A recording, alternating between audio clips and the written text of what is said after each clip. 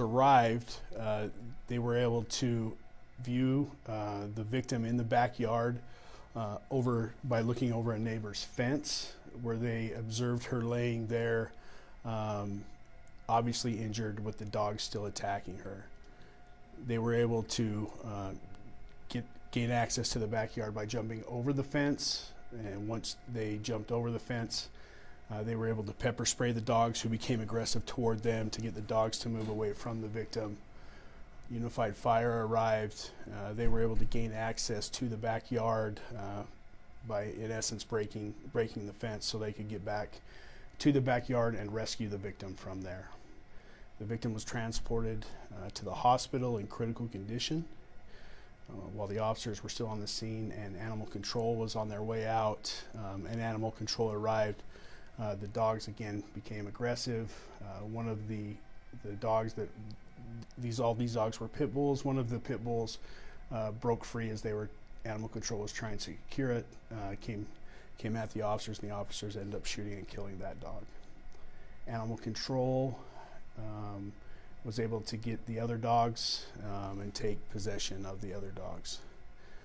It's our understanding from the time that these dogs belonged to her adult son, who was not at home at the time, but later responded to the scene when the officers were able to contact him.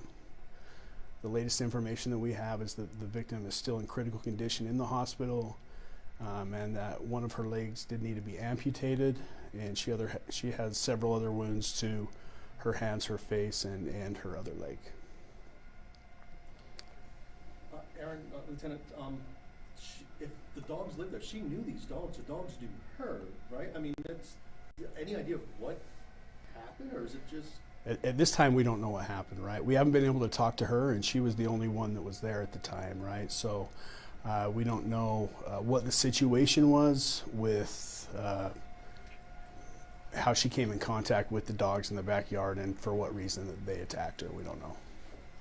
How many people did it take to get all of these dogs kind of under control, and were any of them injured in this? Yeah, there were no officers that were injured. There were several officers that had arrived initially when they looked over the fence and they saw the victim was hurt. There were 2 or 3 officers that were able to jump over the fence, at which time that they jumped over, the dogs came toward them, but they were able to use pepper spray to get the dogs off, and the dogs ended up going to a separate corner of the yard at that time while they could render aid to the victim. Do you know if there has been previous incidents with those dogs? I don't know what the animal incidents are. The animal control people would know that better. I know that police-wise, we haven't been called out there on dog problems that I'm aware of at this time. Those other dogs, what happens to them now? That's going to be something that's going to determine through animal control. They're the ones conducting the investigation at this time, with our assistance where it's needed for them, but they're the ones that are handling the investigation because of the dog bite.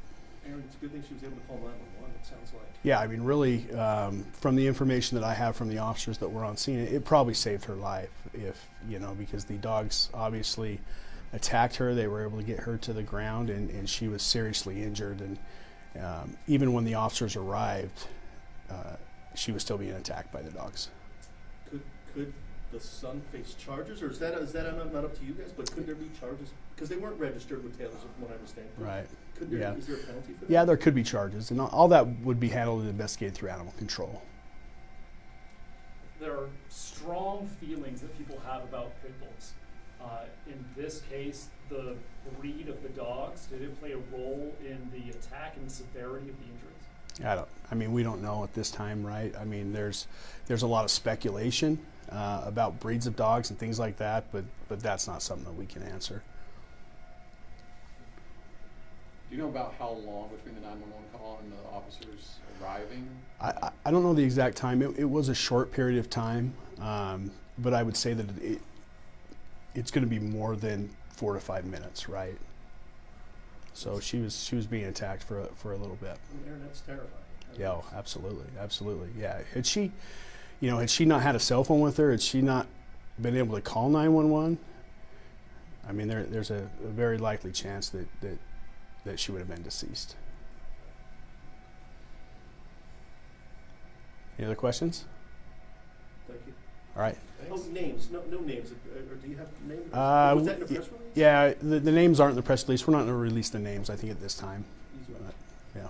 Thank you, sir. Thank you, sir. Lieutenant, how are you? Good. How you doing? Good. Thanks. I wonder if we could ask you a couple quick questions about